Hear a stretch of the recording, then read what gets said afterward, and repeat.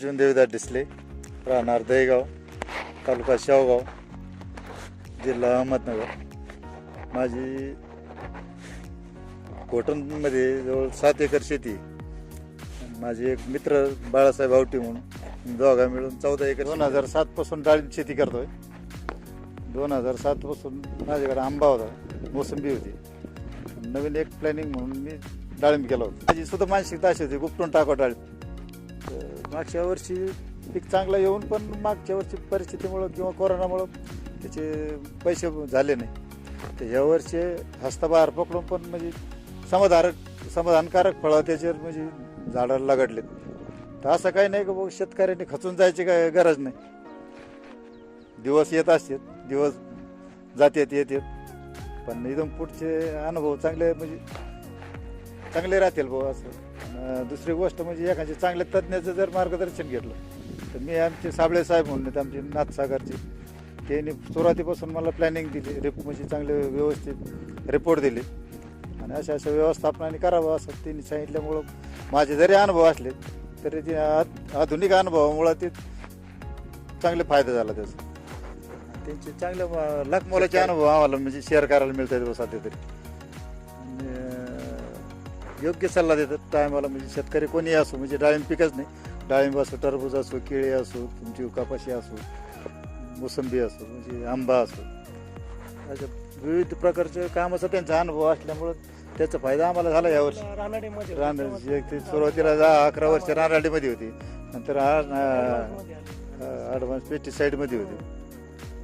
नमस्कार, मी सचिन साबळे, नाथसागर कृषी सेवा, नाथसागर कृषी उद्योग खानापूर. नुकतंच मी या ठिकाणी 4 महिने झाले कृषी सेवा चालू केले. गेली 10 ते 11 वर्षापासून मी कृषी क्षेत्रामध्येच संगमनेर भागामध्ये फील्डवरती बऱ्यापैकी काम केलेलं आहे. मार्केटिंगमध्ये रानडे ॲग्रो पुणे या कंपनीमध्ये 6 वर्षे मी फील्डवरती काम. मायक्रोन्यूटनचा अभ्यास चांगला झाल्यानंतर एक केमिकलचा किंवा पेस्टिसाईड फंगिसाईडचा एक अनुभव चांगला वाढावा या उद्देशाने मी chemical company advance pesticide Nashik या कंपनीमध्ये 5 वर्ष डेव्हलपमेंट हेड म्हणून 3 जिल्ह्यांमध्ये काम केलं. असा अनुभव घेत जसे की डिसले साहेब बोलले की असे डिसले साहेब झाले, आवटी साहेब झाले, यांच्यासारख्या मोठमोठ्या शेतकऱ्यांच्या सानिध्यात राहूनच मी या सर्व गोष्टी शिकलो. परंतु फरक एवढा झाला की मी वेगवेगळ्या तालुक्यामध्ये किंवा जिल्ह्यामध्ये काम केल्यामुळं मला हवामानाचं असेल किंवा थोडंसं जमिनीचा एक बऱ्यापैकी थोडीशी सांगड घालता आल्यामुळं आज जसं आपण पाहू शकता की घोटण या परिसरामध्ये अर्जुन डिसले हे जे शेतकरी आहेत त्यांचं आपण आज डाळिंब बाग पाहू शकतो की एक 150 ते 200 फळांचं सेटिंग या ठिकाणी आपल्याला दिसतंय. याचं कारण असं की मी काय असं काही जादू केली असं काही नाही, त्यांची मेहनत आणि थोडीशी माझी सांगण्याची जी टेक्निक आहे किंवा जे मला थोडासा अनुभव आलेला आहे किंवा वेळेनुसार चौकीपानातून फुल निघण्यासाठी जे थोडीशी काय औषधं असतात जे की आपल्याला कमी खर्चामध्ये आणि योग्य वेळी मिळाले पाहिजे अशी थोडीशी मी त्यांना सांगड घालून दिली आणि थोडंसं मी सांगाल त्या पद्धतीने आणि काही त्यांच्या अनुभवाने आज या ठिकाणी आपण पाहू शकता की चांगल्या प्रकारे डाळिंबाची जी बाग आहे ही बहरलेली आपल्याला दिसते या ठिकाणी.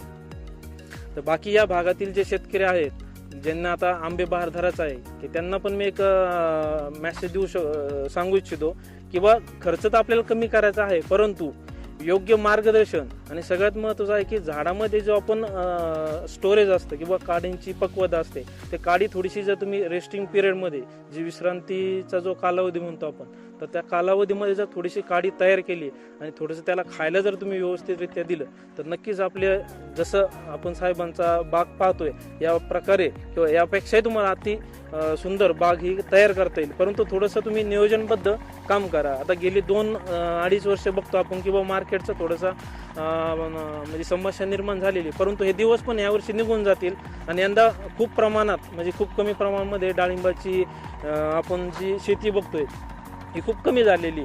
त्यामुळे जे शेतकरी यंदा म्हणजे ज्यांनी बागा टिकवलेल्या आहेत तर त्यांनी त्यांना नक्कीच मी एक संदेश देऊ इच्छितो की तुम्ही कमी खर्चामध्ये परंतु चांगल्या रीतीने व्यवस्थितरित्या योग्य तुमचं नियोजनबद्ध काम करून डाळिंब सक्सेस करा आणि यावर्षी नक्की तुमचे जे गेलेले 2 वर्ष असतील तर यामध्ये थोडंसं तुम्हाला कसर निघण्यासाठी मदत होईल. आणि बाकी शेतकऱ्यांसाठी जे शेतकरी समजा या ठिकाणी वेलवर्गीय पिकं करू इच्छित असतील किंवा ऊस शेती करणार असतील परंतु तुम्हाला जर चांगल्या प्रकारे जर उत्पादन वाढायचं असेल तर तुम्हाला 2 गोष्टी ज्या तंत्रज्ञानाचे म्हणतो आपण, कारण आपल्याकडे अनुभव आहे. आज आपण जर डिसले साहेब झालं किंवा आवटे साहेब झालं यांच्याकडे काय अनुभव कमी असं काही नाही, ते खूप अनुभव आहेत. परंतु थोडंसं जे आपण तंत्रज्ञान म्हणतो किंवा थोडंसं वेळेनुसार जर कोणीतरी सांगणार असेल तर वेळेत थोडंसं माणूस बसून त्या ठिकाणी काम करतो आणि नक्कीच उत्पादन वाढीसाठी आपण मदत करू. आणि बाकी काही जर अडचण आली तर माझा संपर्क देतो तुम्हाला. नंबर आहे 9657 63 57 06. या नंबरवरती तुम्ही व्हॉट्सअपद्वारे मेसेज टाकून फोटो टाकून तुम्हाला पूर्ण पिकाचं निदान हे केलं जाईल.